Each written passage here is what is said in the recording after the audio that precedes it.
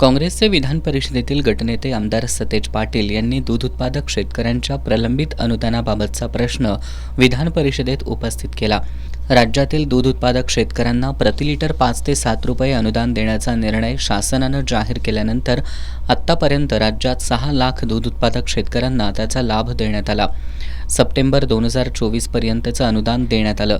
त्यानंतर उर्वरित महिन्यांचं अनुदान प्रलंबित असून कोल्हापूर जिल्ह्यातील गायीच्या दूध अनुदानाच्या पहिल्या आणि दुसऱ्या टप्प्यातील 20,000 दूध उत्पादकांचं 9,61,930 रुपयांचं अनुदान प्रलंबित आहे.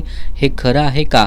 असल्यास प्रलंबित अनुदान त्वरित देण्याबाबत शासनानं कोणती कार्यवाही केली, असे प्रश्न आमदार सतेज पाटील यांनी उपस्थित केले.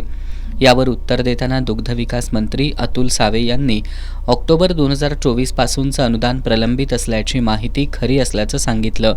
दूध उत्पादकांचे खाते क्रमांक, टॅग क्रमांक आणि नावातील बदल याबाबतची सुधारित माहिती संगणक प्रणालीवर सादर केल्यानंतर या माहितीची फेर तपासणी करून संबंधित दूध उत्पादकांना DBTद्वारे त्यांच्या बँक खात्यात अनुदान वर्ग करण्यात येईल, असं आश्वासन मंत्री अतुल सावे यांनी दिलं.